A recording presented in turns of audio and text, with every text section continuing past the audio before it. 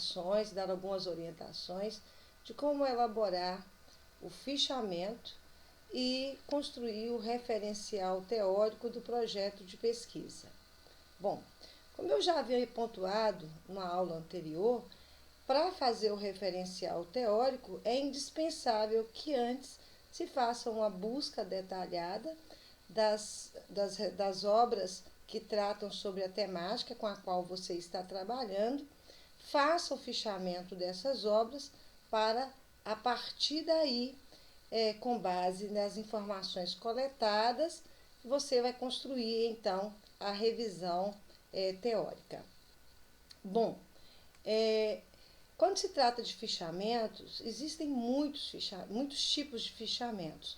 Os mais usados são o fichamento citação e o fichamento resenha, em que você já vai descrevendo, vai dialogando, vai fazendo registros de ideias a partir da obra ou das obras que você está fazendo o fichamento. Bom, eu vou apresentar aqui alguns registros que eu fiz durante a construção do projeto de pesquisa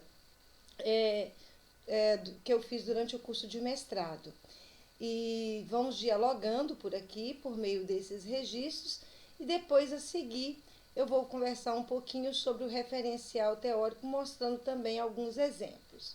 Bom, inicialmente, como eu já pontuei em outras aulas, é indispensável que para cada fichamento você destaque o nome da obra, todos os dados dela, da obra que você está fichando.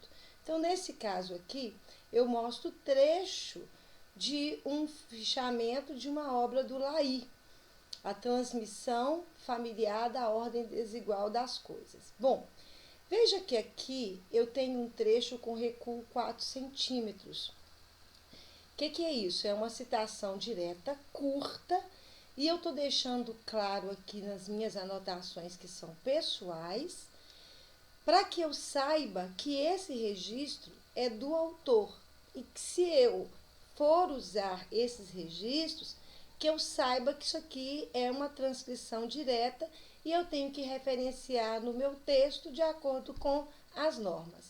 Mas logo abaixo, veja que eu trago um outro tipo de registro. Eu vou ler só um trecho. As experiências de sucesso ou fracasso vivenciadas no ambiente familiar, de parentes que tenham passado pelo ensino superior, sejam eles de primeiro ou terceiro grau, revertem-se de algum valor no processo de socialização, gerando expectativas subjetivas. Lahy, 2011. Veja que aqui não tem recuo. E por que não tem? É um registro que a gente chama de citação indireta. São reflexões minhas, são reflexões pessoais. Então, logo, se eu precisar ou queira pegar esse registro aqui e colocar no referencial teórico da forma como está registrado, eu já referenciei devidamente. Logo depois, eu continuo discorrendo sobre o assunto. Então, eu sei que isso aqui é um registro pessoal, né, fundamentado no autor estudado, e aqui é uma citação direta. Bom, aqui eu trago, ainda da mesma obra do Lahy, 2 tipos de registros aqui para explicar melhor. Veja que aqui eu trago toda uma discussão, também aqui no início com um diálogo de inferência pessoal, mas logo aqui eu coloco uma aspas e aqui eu tenho o quê?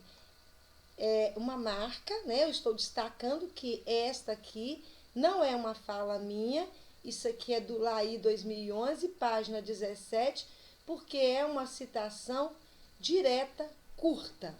A citação direta curta são citações com menos de 3 linhas que não necessitam de recuo, mas precisam ser devidamente referenciadas. Nesse caso, elas vêm entre aspas, com a indicação do autor, ano e página. Aqui eu tenho um recuo no meu fichamento para poder deixar claro no momento em que eu precisar retornar nos meus registros, saber que é uma citação direta, longa, que é uma referência do autor e não minha. Bom, trago aqui mais uma obra para poder mostrar que, ao fazer o fichamento, se eu estou investigando sobre uma determinada temática, eu vou fazer o estudo de várias obras. E para cada obra que eu fizer, é indispensável que eu traga a descrição para que eu possa depois me referenciar no momento em que eu estiver construindo o referencial teórico. Então, aqui é uma obra do Romanelli, o título aqui destacado, local, onde eu fiz esse estudo. Veja que aqui eu trago de vermelho, eu destaquei de vermelho esse registro, propositalmente.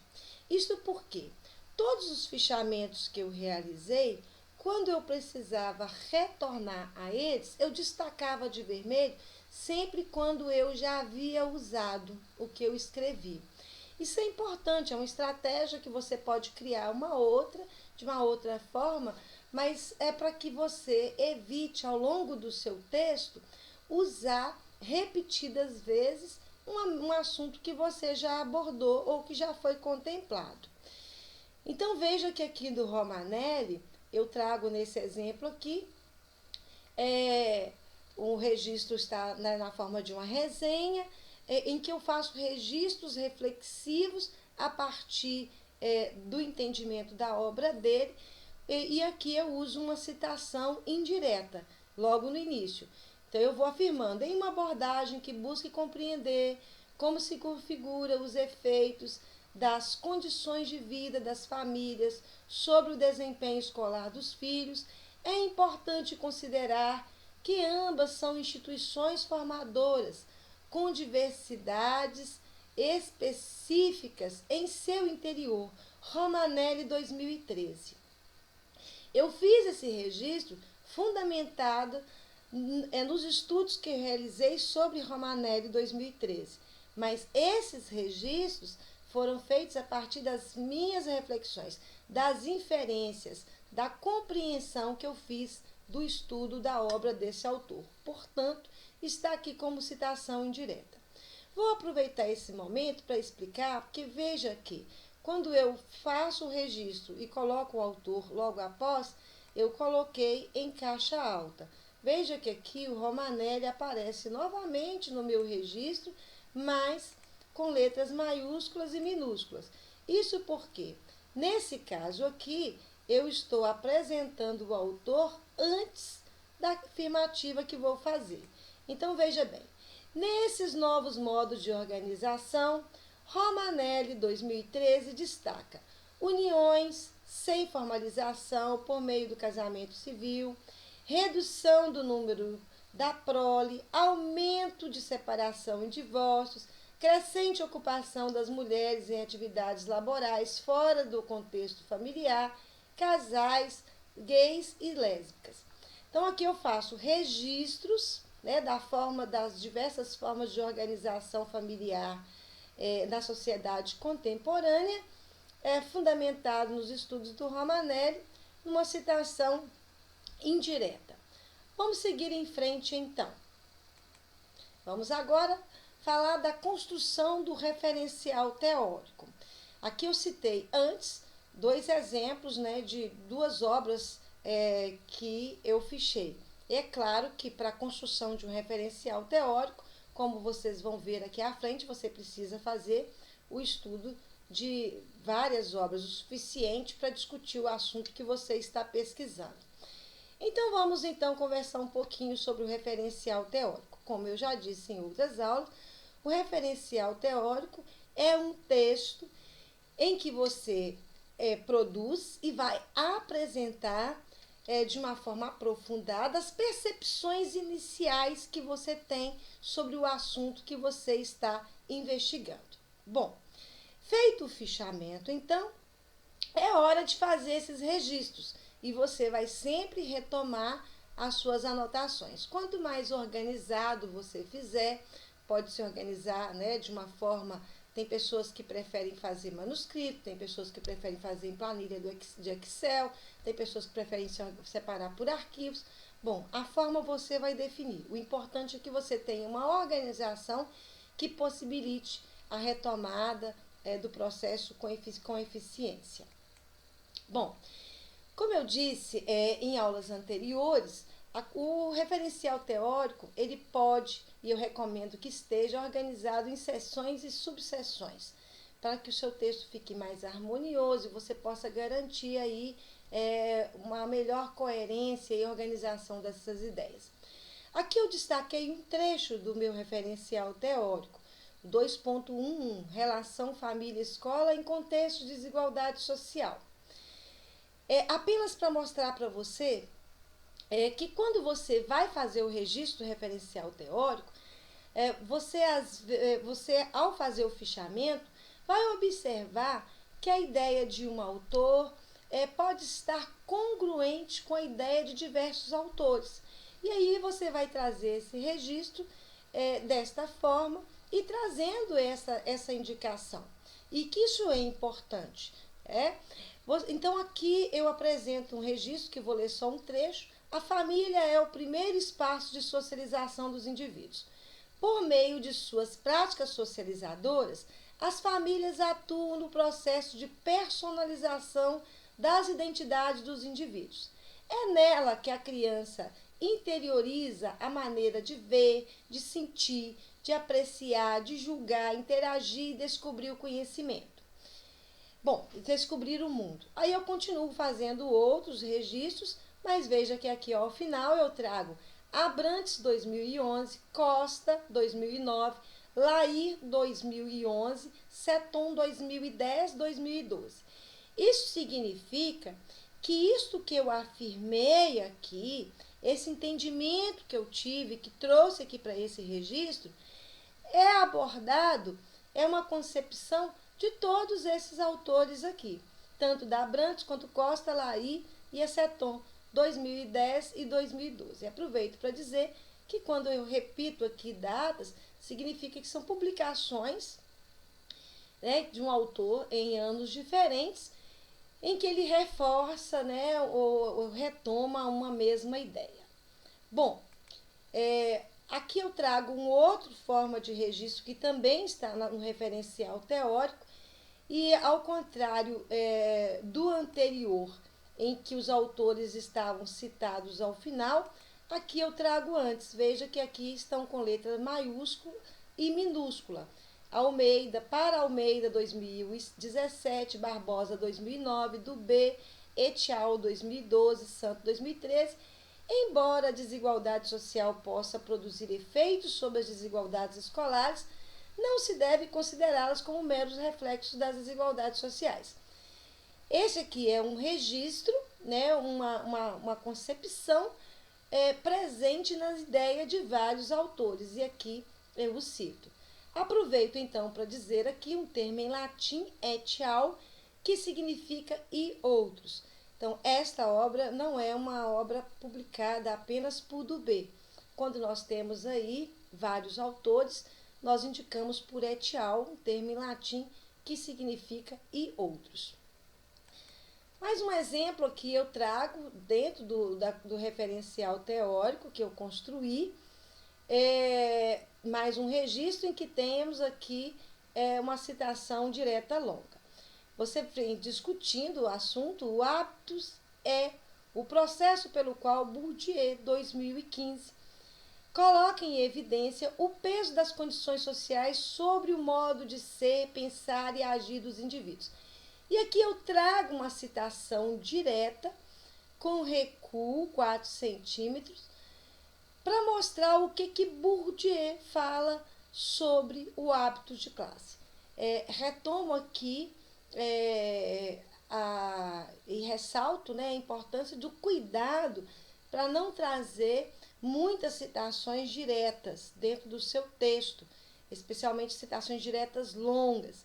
Quando é que nós devemos usar a citação direta? Quando eu preciso validar, é indispensável, que eu reforce, que aquele autor está trazendo esta afirmativa. Importante também que logo que você faz a citação direta, que você discuta o que foi registrado. Ocorre muitas vezes que as pessoas apresentam uma citação direta e logo depois no texto vão trazendo um outro autor sem discutir sobre a afirmativa que foi apresentada. Então, logo depois que eu apresento a citação do Bourdieu sobre o hábitos, eu venho aqui discutindo. Trata-se de disposições duráveis que podem se converter em crenças e ações ou podem ser negadas pelo indivíduo.